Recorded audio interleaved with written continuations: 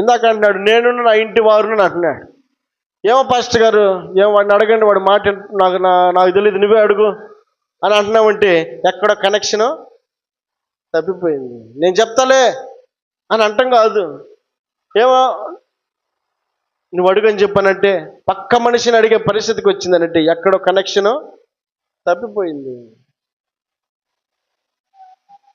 యెహోషువ అంటాడు నేను నా ఇంటి వారుని అని అంటున్నాడు. అక్కడ ఐక్యత కనబడతా ఉంది. ఇక్కడ ఏమంటున్నాడు, ఆ కుటుంబం అంతా కలిసి ఏం చేస్తున్నారట, యెహోవాను సేవించదము అని అంటున్నాడు. అంటే దేవుణ్ణి స్తుతించడానికి ఆ కుటుంబం అంతా కూడా ఒకే మాట మీద ఉంది. దేవుణ్ణి గణపరచడానికి, దేవుని స్తుతించడానికి, దేవుని ఆరాధించడానికి యెహోవా దేవుడు కాగల జనులు ధన్యులు. అట్టి ధన్యతలో ఆ కుటుంబం అంతా కూడా ఉండటానికి వారు ఎంచుకున్నటువంటి మార్గం ఏంటి అంటే వారు యెహోవానే సేవిస్తామని అంటున్నారు.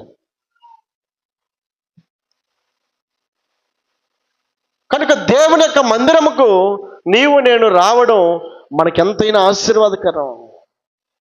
మనం దేవుని స్తుతించుతున్నామన్నటువంటి దానికి గుర్తేంటి అని అంటే రోజు మీ పిల్లవాడు స్కూల్కి వెళ్తున్నాడా అని చెప్పనంటే వెళ్తే కదా, అక్కడ హాజరుని బట్టే కదా. మనకి ఎంత జ్ఞానం ఉన్నా, ఎంత తెలివి ఉన్నా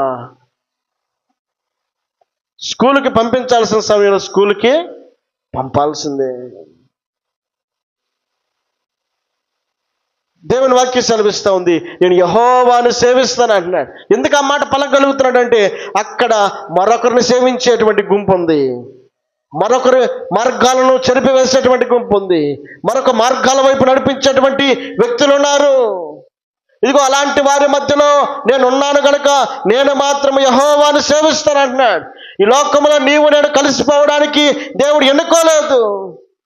నీవు నేను ప్రత్యేకముగా ఉండాలని దేవుడు కోరుకుంటున్నాడు. నీ సాక్ష్యం ఏంటి? నేను యెహోవాను సేవిస్తున్నాను. అయితే